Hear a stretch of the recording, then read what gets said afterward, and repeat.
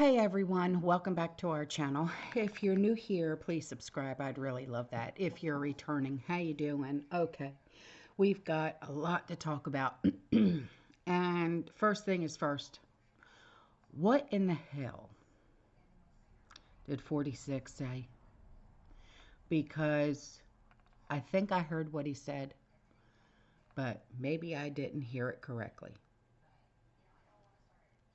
Tell me what he said. It looked to me as I traveled when I was out with you in California, what it reminded me of more of a war scene where you had certain targets that were bombarded, where artillery was just blew them up.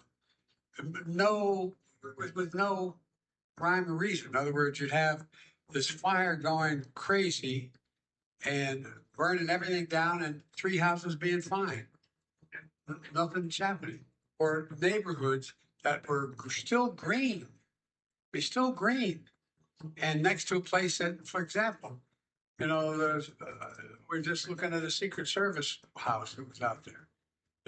All the vehicles are melted, melt. Yet the house next door still has green shrubbery on it, and the house is fine. There's only, I think, 4 or 5 houses in that 200. It's in the Pasadena area.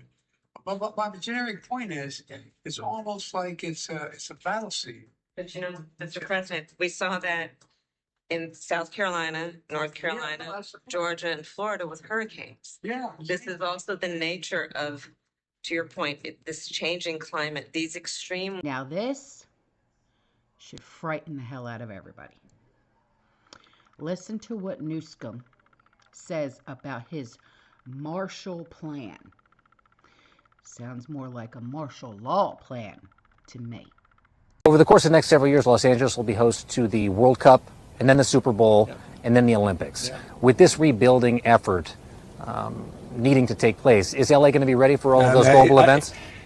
My humble position, and it's not just being naively optimistic, that only reinforces the imperative moving quickly, doing in the spirit of collaboration and cooperation. President of the United States, Donald Trump, to his credit, was helpful in getting the Olympics to the United States of America, to get it down here in LA. We thank him for that.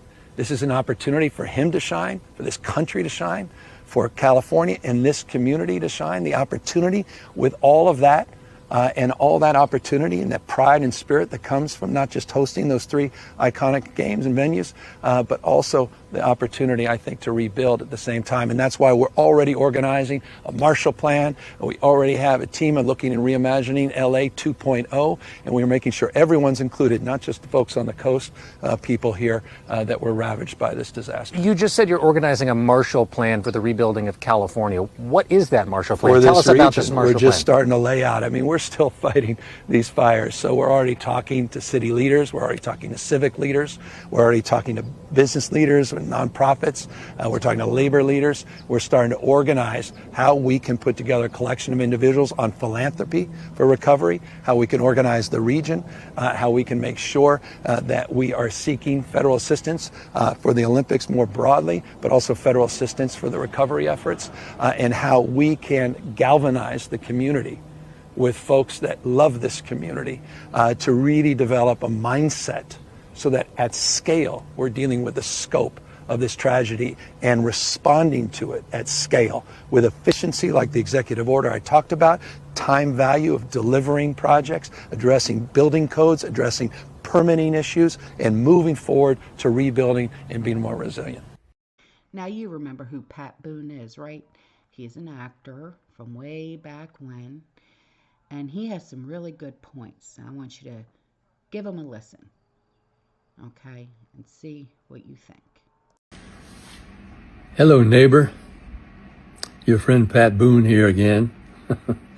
And I say again because thousands have been trying to reach me and want to know how I'm doing because of these fires that are happening, this terrible tragedy that just keeps going on and on.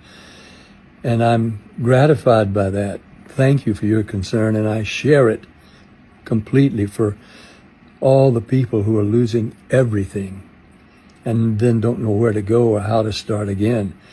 And though I have been blessed to be in a part so far, part of the state where I haven't felt threatened, I can't say that now anymore, because mysteriously, just above Hollywood Hills, more fires have broken out tonight.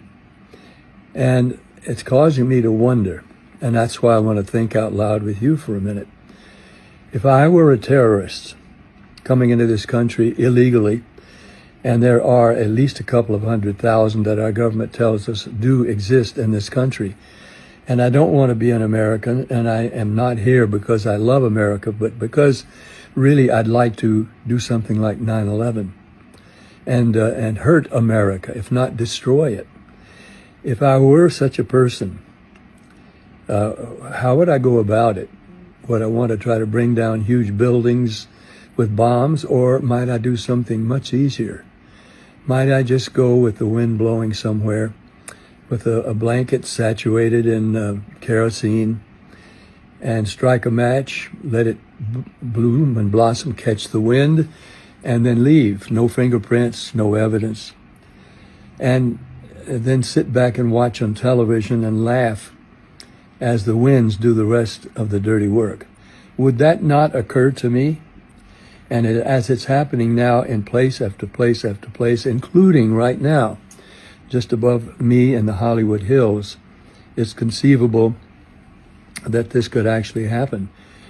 I think we need to give it thought, and also realize that God doesn't do these things to us, but God allows consequences for actions or for inactions. And it all winding up God wanting us to call on Him, bring Him into our lives, not just when things are going great or when we have some personal problem, but when tragedies like this are happening. We need to call on a God who created us in His image, who loves us, wants only the best for us, who is infinitely powerful, but who sometimes will allow things to happen, as He always has through history, even with His own people, the Jewish people and Israel, allow them to suffer consequences for inaction and lack of concern, and even lack of calling Him into our lives. I think this is, whether it was intended or not, a wake-up call for us to become much more friendly and acquainted with our all-powerful living God. I know I'm doing it, and I want to recommend that to you. God, not just bless us, but help us all.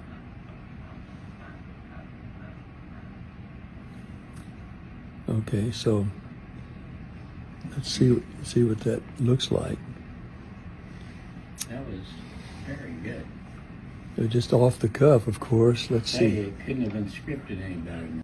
Now, the reservoir has been empty as of February of last year, and no one told the fire department that the reservoir was empty. And the woman that they promoted and paid $750,000 a year to handle that has a job? How?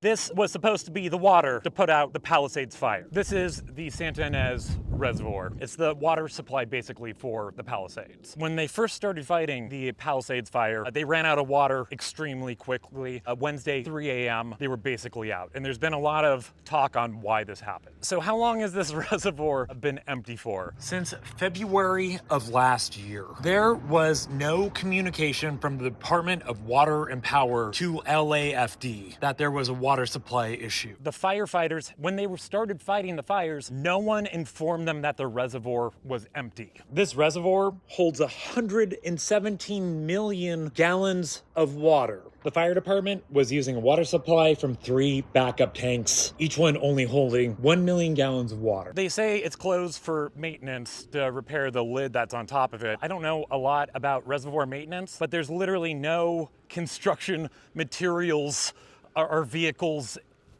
anywhere in sight. Also, with a reservoir like this, you can refill it or start to refill it. So another question is, if they saw the Santa Ana winds were coming and we have this remarkably dry wet season, why was there no attempt to start refilling it back up? I know I threw a lot out there, but I think we need some answers, guys. Some real. And before I go, let's see all the hot air that all these celebrities just yapped about on the campaign trail. Let's see if they really want to come together and unite with all the money that they have. Because let's not forget that they have the money to rebuild, while everybody else doesn't. Ciao. All right, I'm going to need all my celebrities to come up. Front and center, guys. Come on. This may hurt a little bit, so you might want to grab your baby oil. So remember a couple months ago, you guys were out here on that campaign trail for Kiki, just really trying to let us have it. Trying to tell us we need to be united, and we need to stand up for our people, and blah, blah, blah, blah, blah, blah. Well, it's your time to shine there, celebrities. Your people in L.A. are suffering from all these wildfires. Now, I don't want to hear it that you guys lost everything. You guys have the money to get everything that you lost back. You guys have money to rebuild, okay? So it's time for you to step up, be united for your people. Are you going to help them?